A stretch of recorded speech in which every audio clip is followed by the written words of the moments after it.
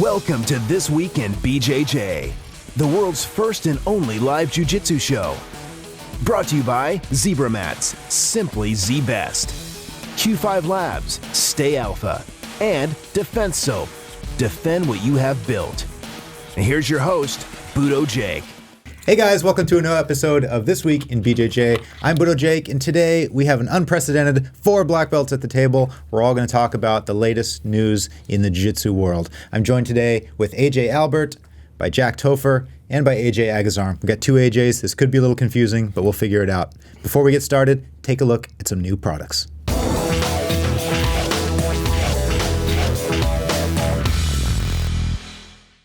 This week's brand new products, all from Tatami Fightwear, include the Fudoshin Gi.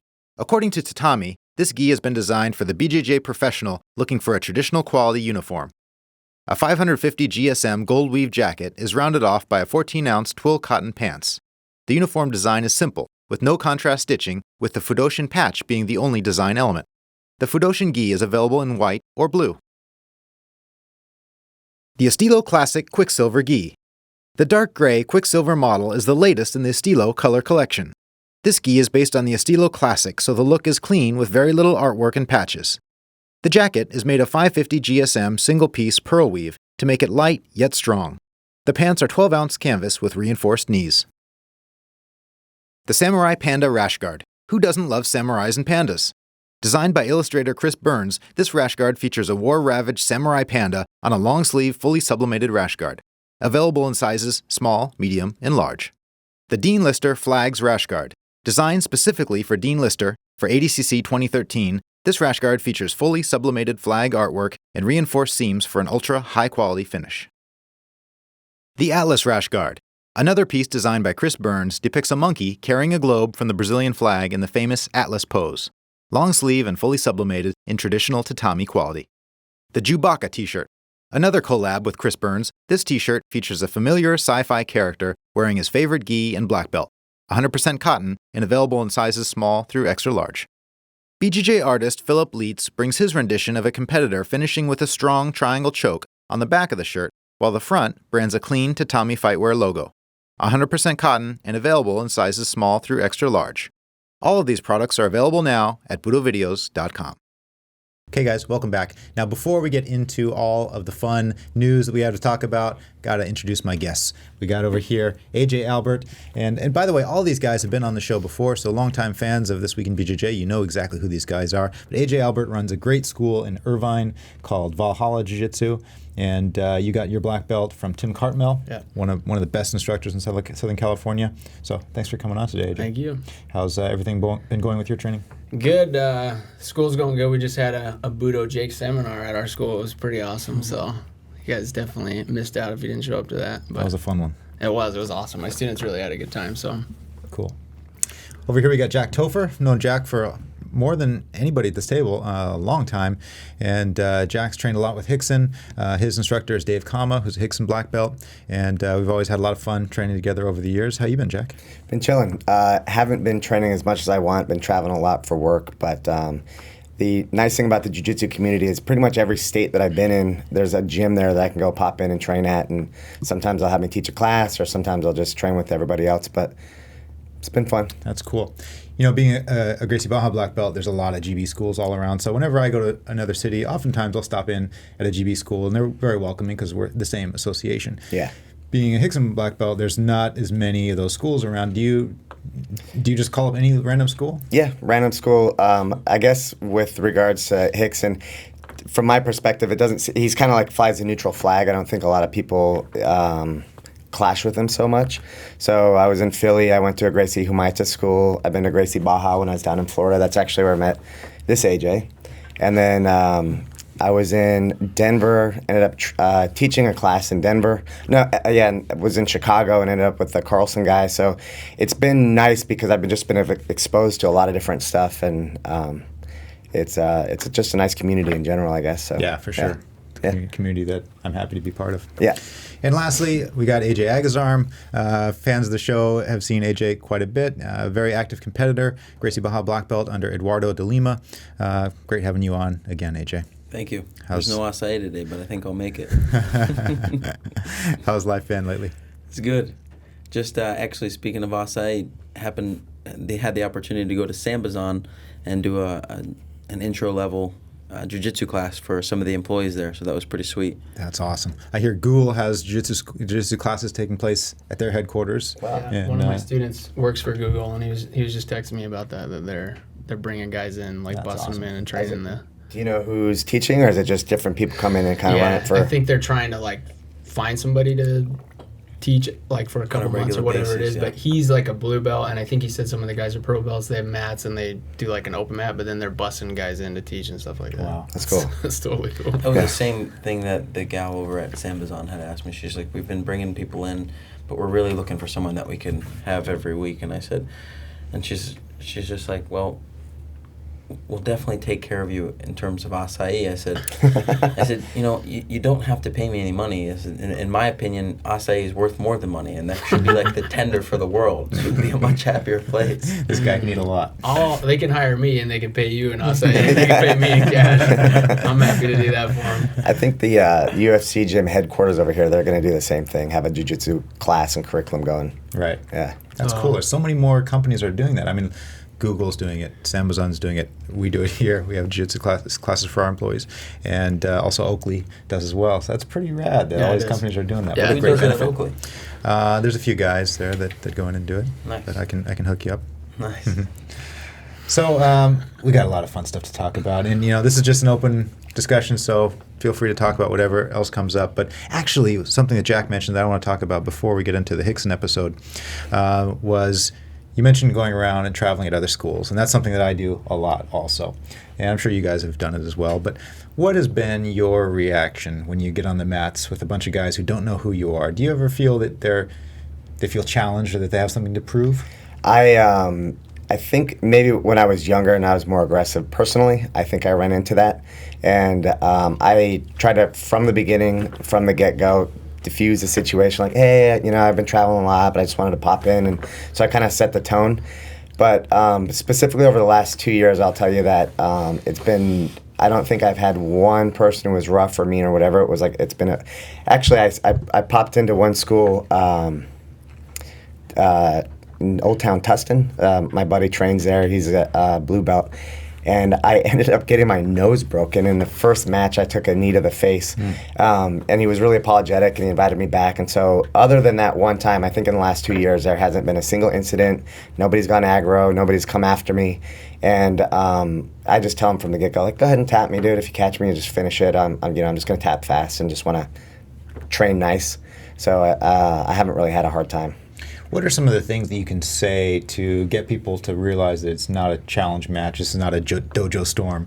I mean, do you talk about your bad knee, your bad back, and your injuries, or what? I think what he's saying is just like his attitude. I think when you're like when I was a pro belt, it's just like you come in there, you kind of like maybe more of an attitude, but if you come in kind of mellow and you're just like, yeah, I just want to train, or even like if you start, I just want to go light or whatever, and like you said, you can bring up injuries and stuff like that. But I think it's going to depend on the school. I think if you go to a school where they already have a tough reputation, do you walk in, you can feel people look at you like, oh, there's somebody new, I'm going to kill that guy. And it's just kind of like, Right. Yeah. I think if you pick your schools right, you won't run into the problem so much. Actually, one of my good friend, Nick Verkoskas, he teaches at, you know him? Yeah. Okay, yeah, he teaches at in Tustin, and his school, it wasn't him, he was really, really welcoming, but some of the white belts, little blue collar, a little bit like, oh, I'm going to mess this guy up, because I'm nerdy, I got the glasses, I got to part my hair and all that stuff, and they came at me hard until they saw, they're either looking at me as I'm walking through the gym, and then, the black belt's on, and they're, oh yeah, so, Right. so that changed things a little bit. Right. Yeah. And AJ, how have your experiences been teaching or training at other academies? It's like you. The arms are wide open at any of our Gracie Baja schools, and that's one of the things that makes being a part of this organization so advantageous for me as a traveler going, to different parts of the world. I've never, when I think about it in terms of when I was a blue belt, when I was a purple belt, and I had the opportunity to roll with a black belt. That's what I always reflect back on, or where my mind takes me. And I remembered how excited I would be as a blue belt to get the opportunity to roll with a black belt. And it was something that my professor and the peers kind of impressed upon me was, you never ask a black belt to roll. They always call you, that sort of thing. And I think that always kind of set the tone for me in later years. But recently, I was doing a seminar, and I never really thought about it because it was always kind of built up through the seminar as kind of the mood set. And I would always roll. One thing that I do with the seminars is I always roll with the students either in a line, in a guard passing drill, or if it's no-gi, I'll do takedowns. Just line them all up and go one by one? Yeah. Sometimes it takes a long time. Sometimes it goes fast. But there was a no-gi seminar that I did that was takedowns, and I got about probably 75% way through the line, and there was a blue belt from a school of Gracie Baja, and I think initially when I first looked at him, and you can always, in my experience, you can always look at somebody and kind of see, what their intentions are and what their goal is.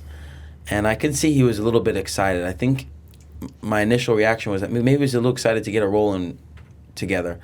And he was going really aggressive. He was really tense, and I ended up taking a shot, and he got super excited, jumped over my back, and slammed my head to the ground, and I broke 6 teeth. Oh. And I was sat up in the seminar. I was like wiping the blood off my mouth. I looked at my mouth, my tongue. It was like flapping. It was nearly off. Gross. And maybe shoved the gauze in my mouth, and I finished the guys in the line. And I still haven't gone to the dentist yet. I haven't been back to Florida yet. But one thing I learned from that experience is to do that kind of in that setting so the next seminar I did, I said, you guys are, a great group of guys. I compliment the professor. One thing that, is a reason why I choose to do that is to give an opportunity for you guys to get a chance to roll with, a black belt that's, coming here teaching you guys some moves. And it's just to be kind of a exchange of positions. Kind of like a chess match, you move your pawn forward, you move your bishop and your knight, and it's not meant to be a competition. And that's kind of now where I've gone with that is it's not meant to be a competition. I'm here to compete, not with you guys, but in the tournament, or I'll make some sort of joke.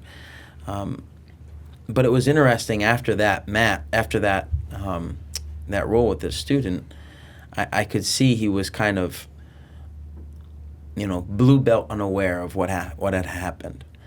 And I did my best to, kind of not speak directly to him, but speak to the class as a whole. And I saw him kind of like internalize the message. And I think that's, our job and our responsibility as black belts is, we're going to get guys that are probably a little bit more too rambunctious than to our liking. But as long as we maintain what we're supposed to maintain and we keep that mindset, we're going to teach them more than, we're going to get hurt. Yeah.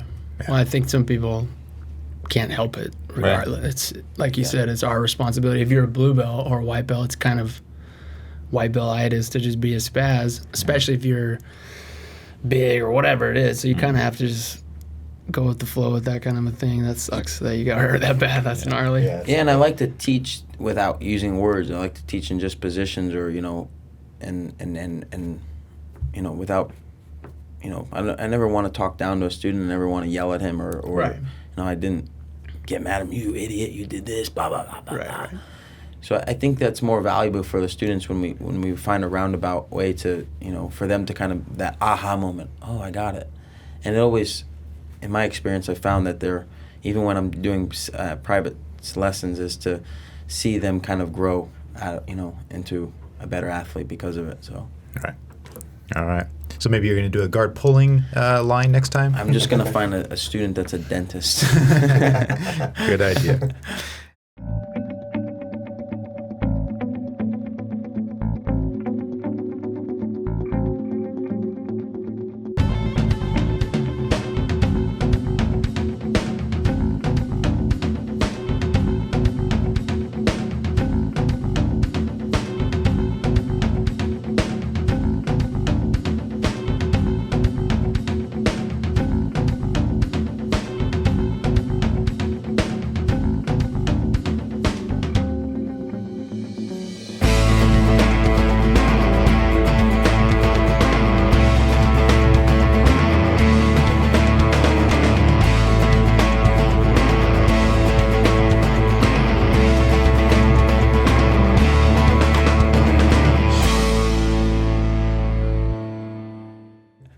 All right, guys, we got a lot to talk about today. We got the Rickson Gracie episode that aired last week, and we want to talk about that. Got some new rules from Copa Podio I'd like to discuss, and then Metamoris coming up this weekend that I want to get your guys' thoughts on. So first of all, we had an unprecedented event happen last week. We had Rickson Gracie come in, and he always said he would never show his techniques on video. So we all believed that.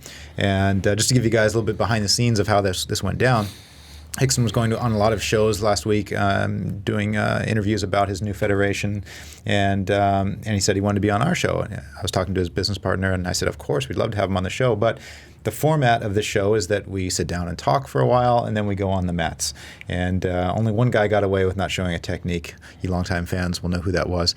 But so I said, Rickson's just going to have to show a couple techniques. And he said, okay, fine.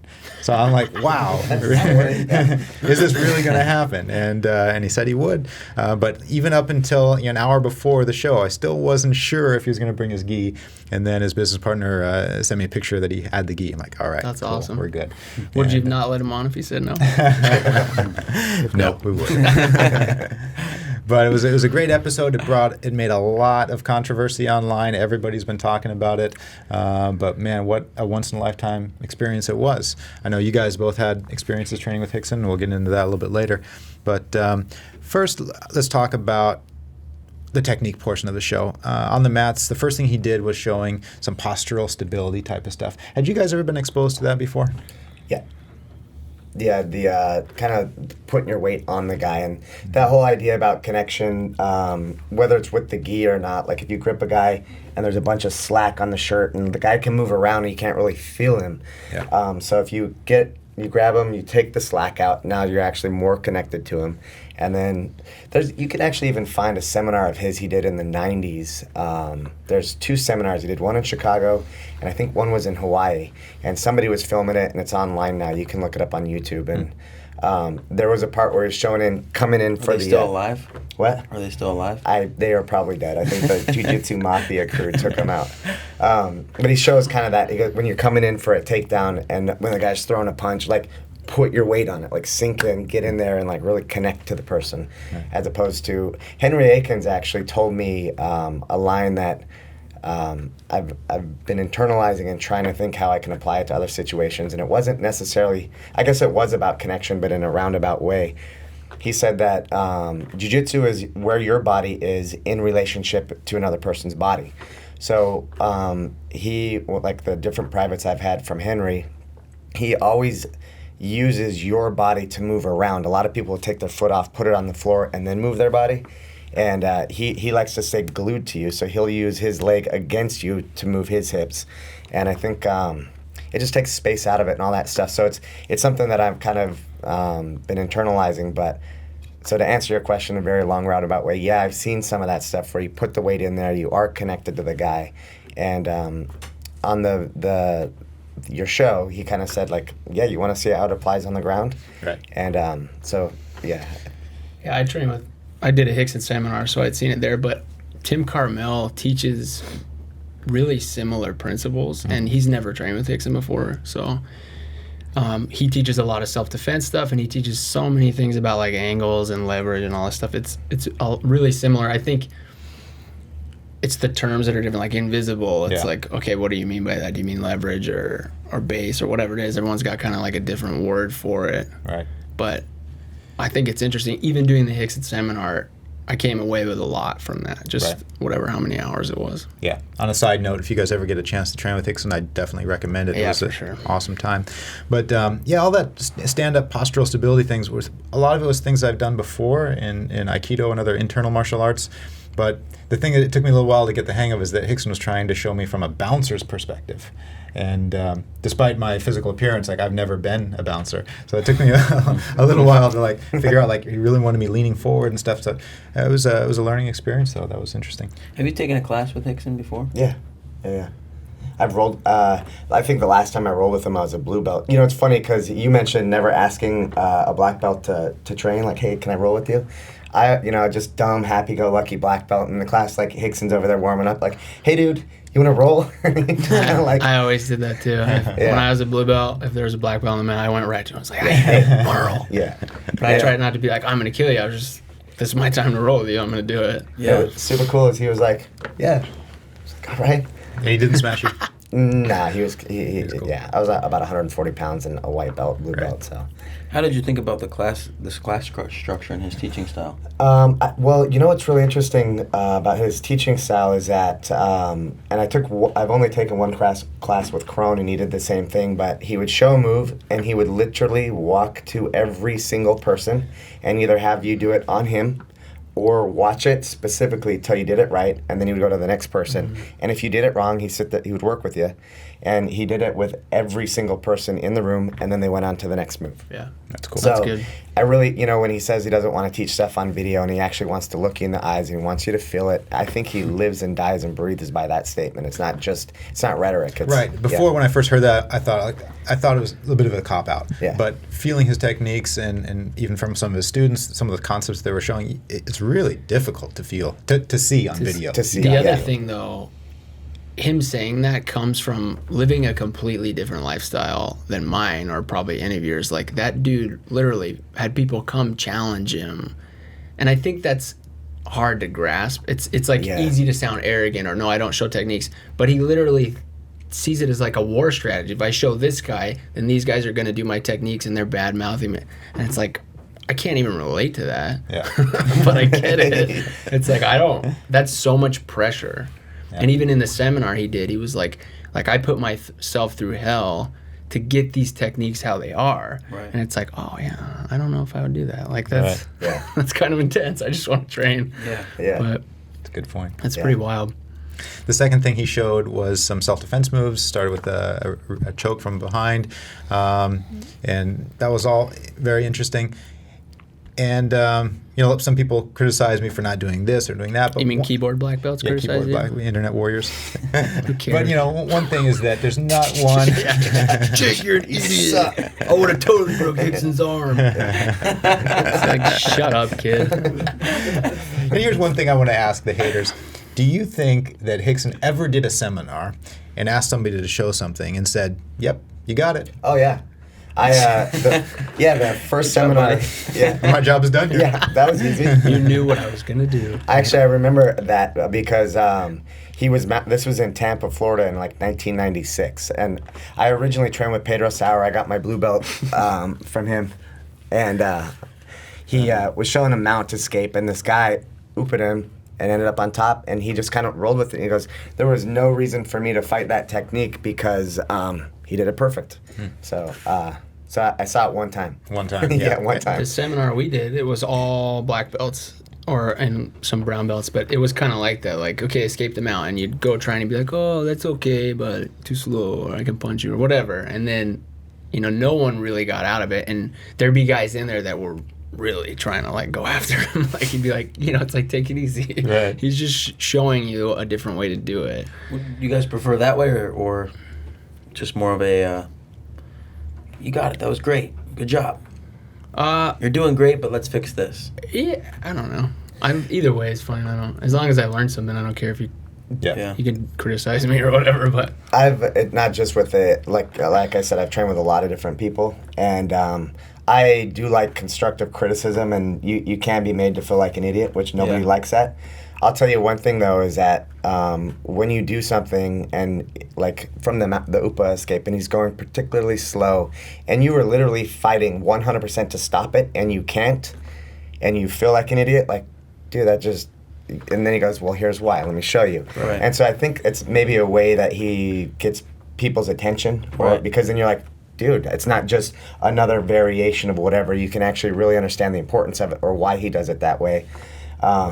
And I think other instructors have done that to me. The one thing that I wouldn't like to do is do something wrong and be like, that's good enough, man. Just don't worry about it. Right. Because then you just wasted your time. Yeah, I don't think he's intentionally putting people down or does that at all. I think he's just showing, like he even said that this is good. You guys know the escapes you learned, obviously, but here's a different way to do something you thought you understood for so long, an UPA escape, or that's all he showed in the seminar. It wasn't like, oh, we're going to learn some crazy thing. It was like side control escape. Right. And I was like, oh, cool. It was really cool. Look what happened because of I think your skills and choreographing that whole setup with him teaching the techniques on the video was, if he would have just came in and did the UPA lesson with you, and you just would have been, oh, I did it right, good, and you went down. Internally, everybody who watched that video automatically went to their UPA and thought, oh, makes sense. Or, oh, I think I got to change that. Right. Versus if it would have went the other way, no one would have just been like, oh, yeah, that's an UPA. They would have been like, he just showed UPA that's dumb. Right. Yeah. Yeah, I don't want to see that. Yeah, I learned that like literally my second class. Why is he wasting my time? Rickson, you're dumb. Yeah. I know. Yeah. But I'm even when I looked at it, I was like, oh, all right. And, I think that was that message that really, I think Rickson wanted to deliver to the people who were just like, hey, man, take a look at your UPA. Yeah. And that's, that's a treat for the viewers, in my opinion. Yeah. So. Oh, yeah. I thought it was awesome for sure. And a lot of people online were asking about the scissor sweep. I got to back up and tell you a little bit behind the scenes. After we do the filming of the show, we make a blog post and we talk about it, and that's where we direct traffic so everybody can watch it. And so the guy who's writing the blog post said, hey, Jake, what did Rickson show? And I said, oh, he showed some self-defense stuff, and he showed an UPA, and he showed a scissor sweep, because we did a lot of stuff after the filming stopped. And so he wrote that, and we all sent it out. So everyone's watching the video waiting to get the scissor sweep. And it wasn't there. That was filmed after the camera stopped rolling. So sorry, guys, there's no footage of the scissor sweep. But Rickson was very gracious with his time. He stayed after for half an hour to show me all a bunch of other stuff. So it was awesome. That's awesome. Yeah, that's a cool experience for you, too, just because I know you're just a big-time jiu-jitsu fan, so to have that opportunity is neat. Yeah, it was something to scratch off my bucket list. Yep. It really was. When I think Rickson's that guy where it's like, when I went into the seminar, I was always around people that were like, oh, Rickson. And it was like, oh, okay, like, I know he's good. I didn't want to buy into the, like, being a fanboy, Rickson's, like, Jesus thing. Right. But when you meet him, it's like, the dude is a special guy. He's really cool. Like, you could just hang out with him. Right. But then he really has a deep understanding from a life of combat. And I walked out of there like, oh, Rickson's awesome.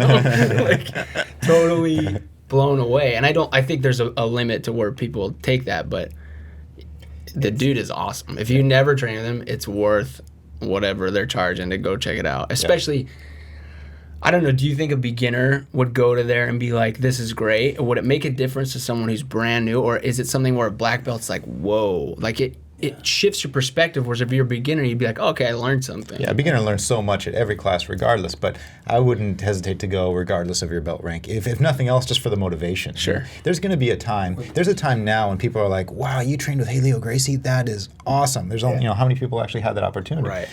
20 years from now, they're going to be saying 30, 40, whatever the years, but people are going to be saying the same thing about Rickson. Like, oh, you do jiu-jitsu? Did you ever train with Rickson? Yeah. But this leads into one of the bigger topics of the show, and that is self-defense.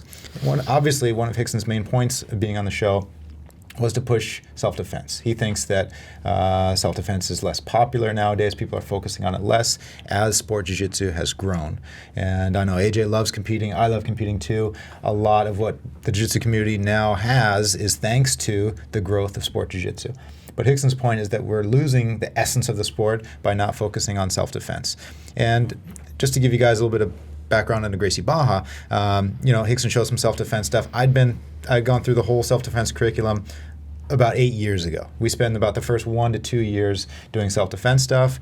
I enjoyed it, but then you leave the fundamentals classes and you go to the advanced classes when you get your blue belt. And then usually you don't go back and do self-defense. You can. There are self-defense classes and you can choose to go back, but for the most part, whenever you guys get beyond blue belt, to be honest, usually they get a little bit bored of self-defense. It's the same thing over and over again, whereas rolling is so much more fun, it's so much more dynamic, and there's tournaments involved too. And if you are a full-time competitor, to be honest, do you really have time to focus on self-defense? Right.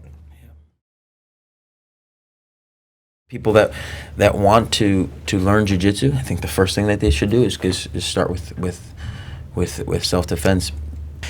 There are some guys that train very much on the self-defense side, every single class. There's some guys on the other extreme that totally disregard the self-defense and just focus on sport, and they might develop awesome sport competitors, both developing great athletes. Should we say that the sport guys are doing it wrong?